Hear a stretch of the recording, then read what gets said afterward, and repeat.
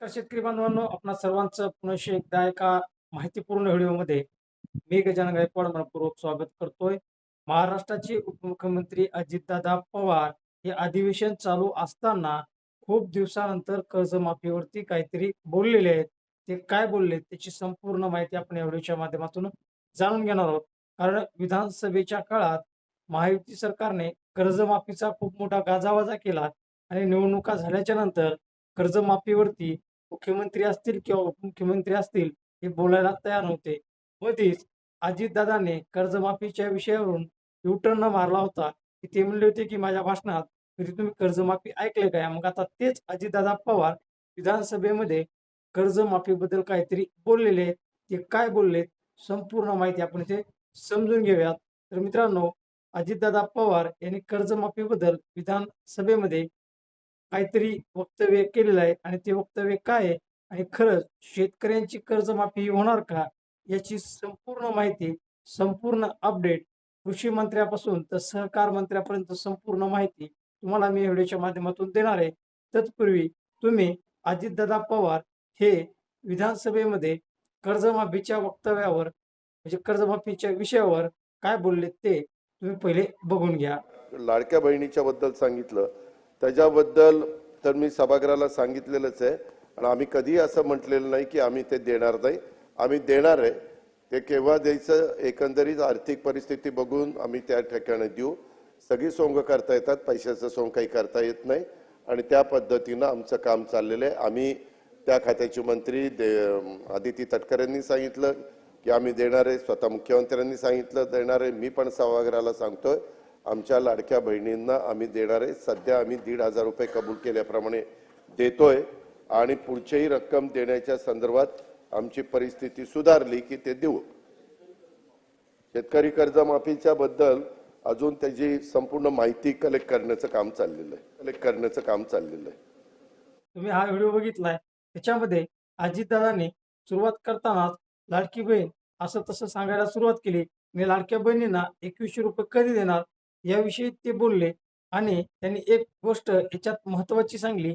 ते म्हणले सगळे सोंग आणता येतात, पण पैशाचं सोंग आणता येत नाही आणि आम्ही ते लाडक्या बहिणींना 2100 रुपये देणारच आहोत. आणि ते बोलत असतानाच कोणतरी मधीच प्रश्न त्यांना विचारला, की "अजितदादा कर्जमाफीचं काय?" तर प्रत्येक वेळेस अजितदादांना, उपमुख्यमंत्र्यांना विचारावं लागते, की "दादा कर्जमाफीचं काय? दादा कर्जमाफीचं काय?"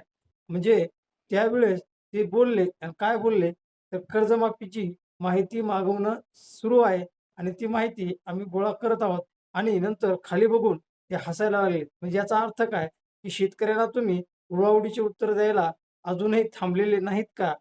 काय चाललंय तुमचं? कारण शेतकरी हा तुम्हाला पोटतिडकीनं विषय विचारतोय. पोटतिडकीनं तुम्हाला प्रश्न विचारतोय, की "दादा आमच्या कर्जमाफीचं तुम्ही काय केलंय आणि ती कर्जमाफी तुम्ही आम्हाला कधी देणार आहेत?"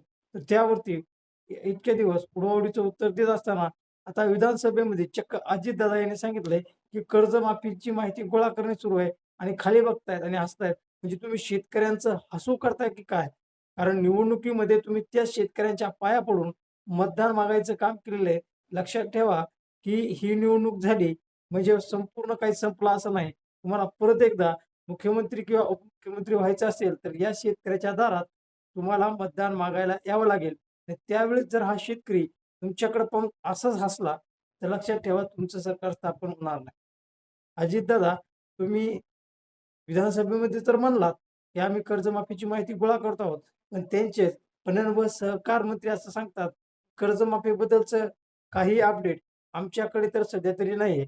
आणि त्यांचेच ते कृषी मंत्री माणिकराव कोकाटे हे तर म्हणतात, की कॅबिनेटमध्ये कर्जमाफीचा विषयच नाही. मग अजितदादा तुम्ही कोणत्या बेसिसवर म्हणताय, की कर्जमाफीची माहिती गोळा करणे सुरू आहे? म्हणजे तुम्ही शेतकऱ्याला फक्त डावलायचा प्रयत्न करतायत का शेतकऱ्यांना शांत करायचा प्रयत्न करतायत? कारण खूप साऱ्या नेत्यांनी आता आंदोलन करायला सुरुवात केली आहे.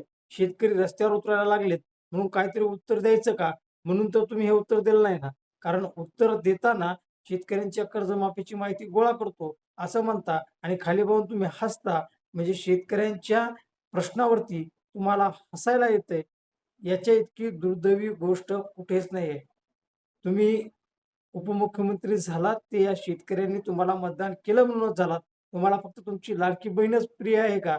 मग शेतकरी तुम्हाला प्रिय नाही का? असा प्रश्न मी तुम्हाला या व्हिडिओच्या माध्यमातून उपमुख्यमंत्र्यांना विचारतोय. कारण अजितदादा, ज्यावेळेस काही शेतकऱ्यांचे प्रश्न येतात, त्यावेळेस तुम्ही हसण्यावर नेता.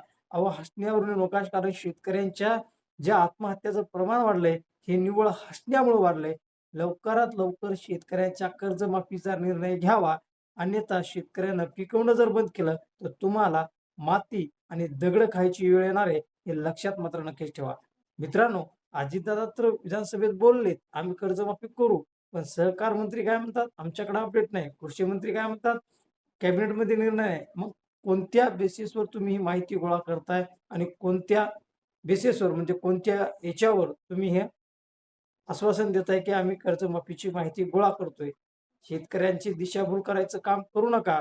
शेतकरी ज्या दिवशी दिशाहीन झाला, त्या दिवशी अख्खा देश भीक मागून खावं लागेल आणि अख्ख्या देशावरती भीक मागायची वेळ आल्याशिवाय राहणार नाही.